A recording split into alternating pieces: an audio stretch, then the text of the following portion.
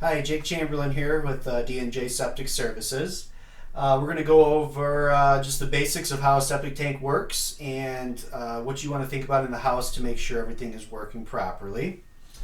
Um, just a quick rundown of the diagram we have here. Real self-explanatory. We've got the house, we've got an enlarged view of the septic tank, and then the septic tank obviously drains out to the drain field. So the septic tank works full of water.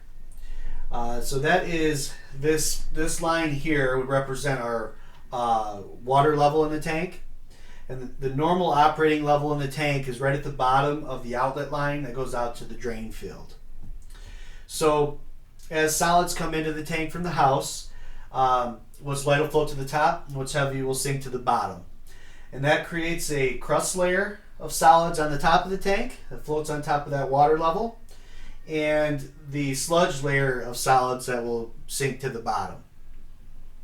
In the center part of the tank, we have what we call a clear zone of water. Now that's the part of the tank that we want to allow to move on towards the drain field. And the way that works, this tank here would be an example of a 1,500 gallon tank, which is one of the more common sizes of tanks today. That tank has a divider wall about 2/3 of the way into the tank that divides it into two compartments. And in the center of that wall we have a hole. And that hole is about this big, and that allows that middle clear zone to pass from the first side to the second side and then hold back those two layers of solids. Now what happens though is as water gets used from the house, that water is going to run into the tank and it starts to churn the tank up. And as that happens, that mixing of the tank is going to allow some of those solids to mix into that middle clear zone, and that's how they can get pushed from the first compartment to the second compartment. And then in the second side, we're going to have that same process with a separation of solids and then the clean clear zone in the middle. On the outlet end of the tank, attached to the pipe that goes out to the drain field, we have what's called an outlet device. And there are three common types of outlet devices that you'll find. Number one is going to be a PVC T. The other is going to be a PVC elbow. And the third would be a concrete baffle. In this example, I've got a PVC T drawn. And the way that this works, that T is connected to that outlet pipe with an extension off the bottom. And that extension is actually going to go a little bit further into this clear zone. We want to make sure that it's long enough that it's going to hold back this top layer of solids, but not so long that it's going to start picking up sludge from the bottom of the tank. So that clean zone is going to come up the bottom of that outlet device and be allowed to run out to the drain field.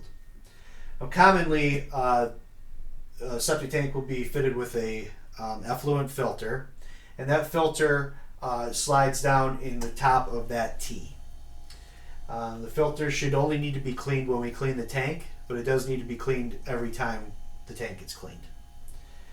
So I just want to go over a few things that you want to think about in the house to make sure that we keep everything working properly in the system and get as much life out of it as we can.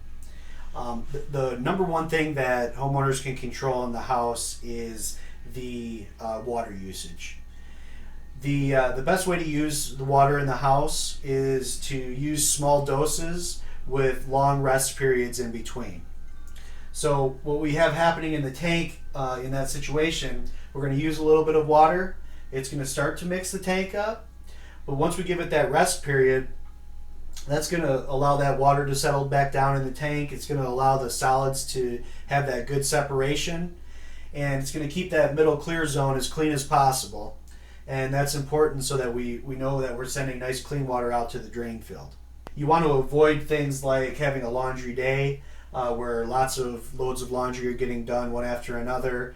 You want to space out how you use any of the water items in your house. So if you're going to have showers going in the morning, it's best to wait until maybe when you get home from work or school run the dishwasher, and then do the laundry in the evening before you go to bed.